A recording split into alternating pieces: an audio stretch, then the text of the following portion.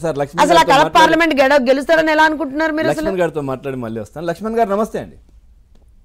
చెప్పండి సార్ మీ విశ్లేషణ ఏంటి సార్? చాలా అంశాలు అయితే సోషల్ మీడియాలో కావచ్చు, చాలా దీనికి అంటే బలం చేకూర్చే విధంగా చాలా అంశాలు తిరుగుతూ ఉన్నాయి కడప చుట్టూ. ఏదైతే ఈ జగన్మోహన్ రెడ్డి అసెంబ్లీకి మనం వెళ్ళి ఏం చేస్తామని చెప్పడం, ఆ తర్వాత అవినాష్ రెడ్డిని నమ్మట్లేదు అనే వార్తలు వస్తున్నాయి.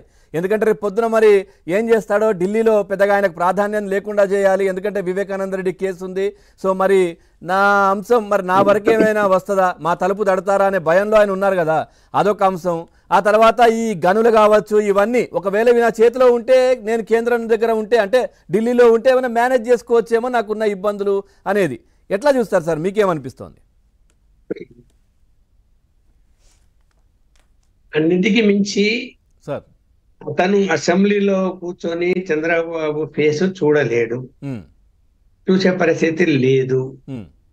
కాబట్టి అక్కడి నుంచి మరి తను 5 సంవత్సరాల పాటు అసెంబ్లీకి పోకుండా ఉండటం వల్ల ప్రయోజనం కూడా ఉండదు. ఏదో ఒక యాక్టివిటీ ఉండాలి. మీరు అన్నట్టు పార్లమెంట్ మెంబర్ అయితే కొంత సెంట్రల్ గవర్నమెంట్ తో రిలేషన్ మెయింటైన్ చేయడానికి అవకాశం ఉంటది. తన బిజినెస్లు, తన ఈడీ కేసులు, తన సిబిఐ కేసులు అన్ని విషయాల్లో కూడా పార్లమెంట్ మెంబర్ గా ఏదైనా తను దారి ఎత్తుకోవడానికి అవకాశం ఉంటుంది. అసెంబ్లీ మెంబర్ గా అయితే ఏం దారి ఎత్తుకుంటాడు? ఏం ఎత్తుక్కోలేడు. రెండోది ఏంటంటే ఉన్న గెలిచిన నలుగురు పార్లమెంట్ మెంబర్స్ కూడా ఏ రోజు బీజేపీకి వెళ్ళిపోతారో తెలీదు, అలాంటి పరిస్థితిలో ఉంది. సో ఉన్న వాళ్ళు బీజేపీకి పోయేదానికంటే తాను చూశాం కదా, ఇప్పుడు గవర్నమెంట్ వచ్చిందో లేదో అప్పుడే తాను మద్దతు ఇస్తున్నానని చెప్పి ప్రకటించాడు కదా బీజేపీకి, కేంద్రంలోని ఎన్డీఏ ప్రభుత్వానికి. అలా అక్కడ ప్రకటించినప్పుడు ఎన్డీఏలో ఉన్నటువంటి టీడీపీ, జనసేన రాష్ట్రంలో ఎన్డీఏ గవర్నమెంట్ కూడా సమర్థించాల్సిందే కదా. అలా సమర్థించదలుచుకోవాలి. అయితే ఏంటంటే ఏది చెప్పినా కూడా చెయ్యరాని నష్టము ఆంధ్రప్రదేశ్ కు అతను చేశాడు. ఇప్పుడు వ్యక్తిగత ప్రయోజనాల కోసం పాకులాడడానికి ప్రయత్నం చేస్తాడు. ఎందుకంటే ప్రధానంగా కేసులు. ఇప్పుడేం సార్, మొదటి నుంచి కూడా వ్యక్తిగత ప్రయోజనాలే కదా.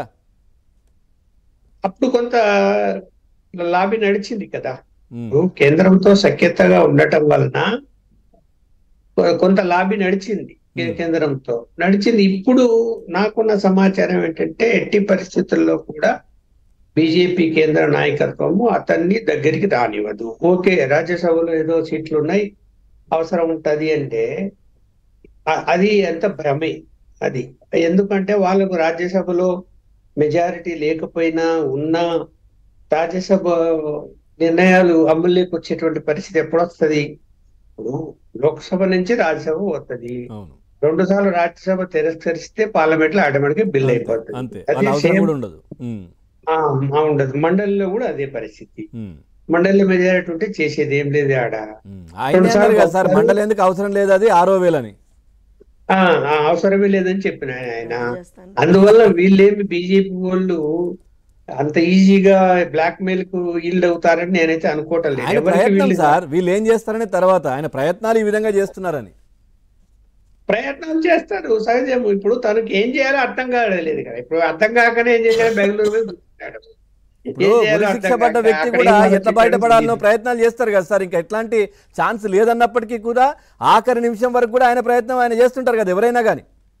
ఇప్పుడు ఆయన దగ్గర ఉన్నటువంటి సలహాదారులు కావచ్చు, సీనియర్ మోస్ట్ లీడర్లు కావచ్చు, మేము చెప్పిన మాట ఆయన వినటం లేదు, మా మాట వినకనే ఇట్లా పరిస్థితి ఇలా దాపురించింది అంటే బీజేపీతో పొత్తు పెట్టుకుంటామని చెప్పితే కూడా వినకుండా వాళ్ళు ఆహ్వానించినా కూడా పొత్తు తిరస్కరించాడు.